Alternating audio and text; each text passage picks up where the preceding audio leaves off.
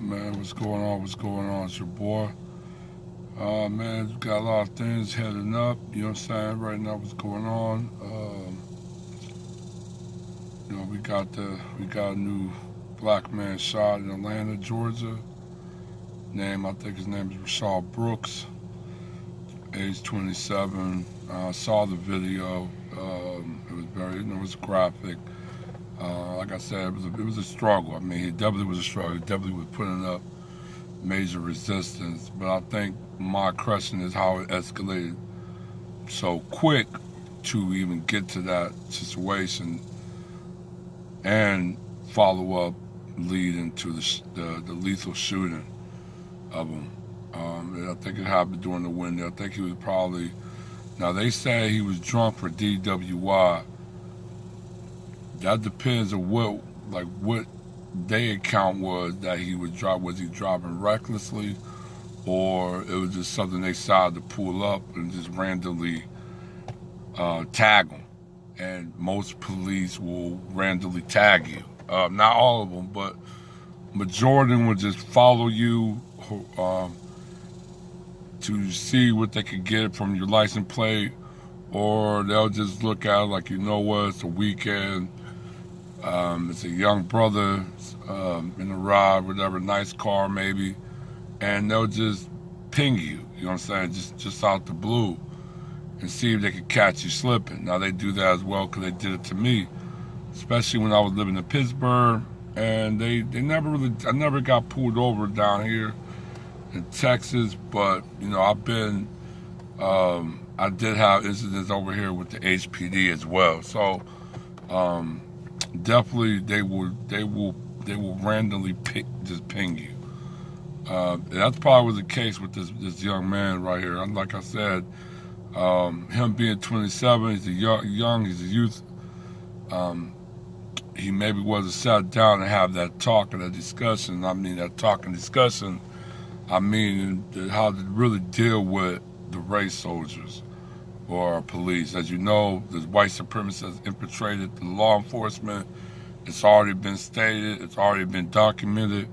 So black people need to be aware as well that when you're dealing with the police, you got to deal with these could be potential killers or assassins. That is white extremists, white supremacists. That's very anti-black, hostile, very anti-black.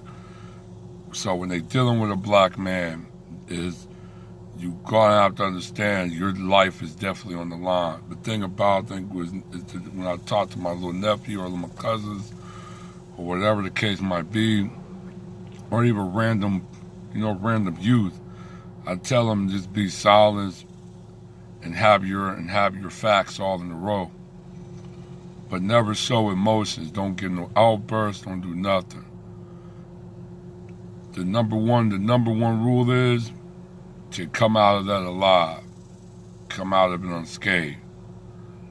I dealt with many police, surrounded by 20 to 30 police, some with guns, and I walked up out of there. You know what I'm saying?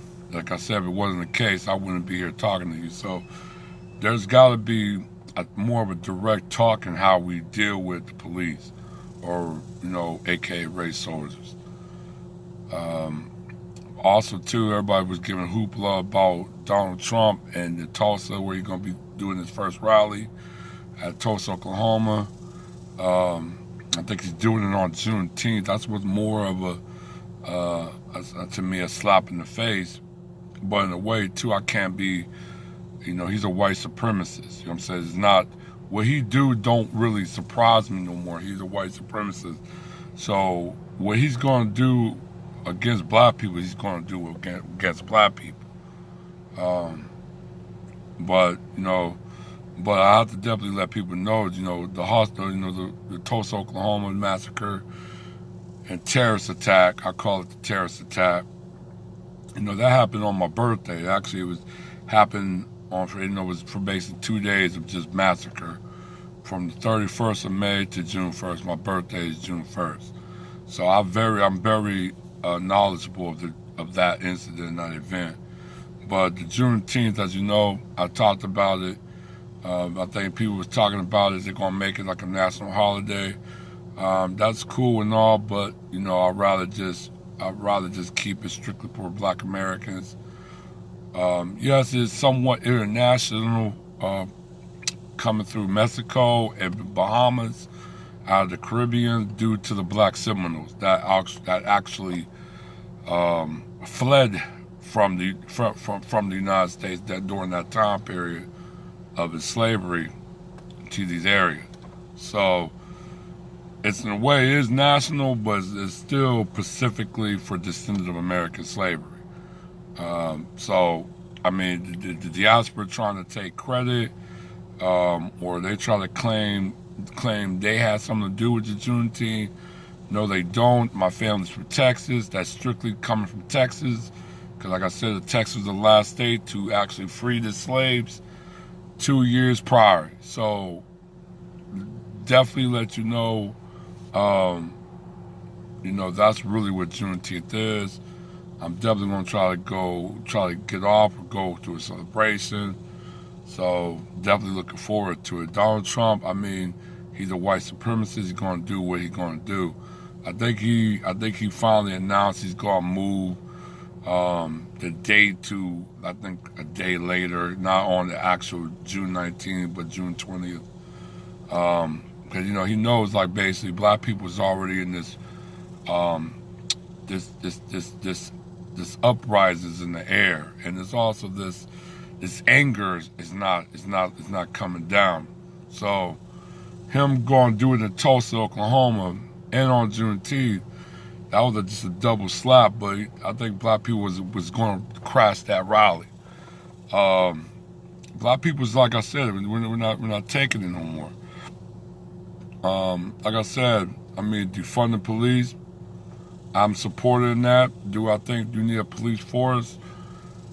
Um, I'm 50-50 on it, but I think you need to dismantle a lot of apparatus of the police force, like police unions, certain law enforcement agency or sect that's militarized.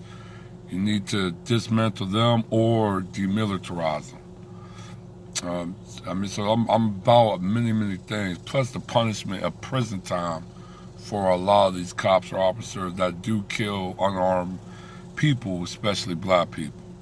So, like I said, I think I wrote a letter to the commissioner of Harris County, let them know I wasn't really pleased with the actions really being taken, and not just Harris County, but also in Houston, Texas, as well, with Mr. Sylvester Stallone, giving support to actually increase the funding of the police department. I think it was 945 million to 965 million.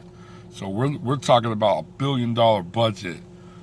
Something the police force really shouldn't have. They should maybe have a quarter of that. $1 billion? That's $1 billion budget. Um, so definitely my disgust right there with Mayor Turner. I definitely, like I said, I'm not a resident of Houston, but I definitely urge my Houstonian, my Black Houstonian, to not really vote for him or just not vote at all. Like him and other Democrats, Joe Biden is definitely showing their weight around and their true support of the police and versus this upheaval, this uprising, or this unrest of police brutality. That is white supremacy, or anti-Black hostility. So I'm just disgusted what's going on in Texas. I mean, I'll tip my hat to Austin and Dallas for going in with some procedures of defunding, or minimizing the budget of the police force. Something that Houston is definitely not doing. So just giving my disgust and distaste on that. But yeah, man, just really, like I said, man, people just going to have to just contribute one way or another to this, man. We're going, like I said, it's not going to just be unchanged. we have to go on and keep pushing. That's what it is. So I'll definitely hit you guys back up, and I'll get with you guys soon. All right, one.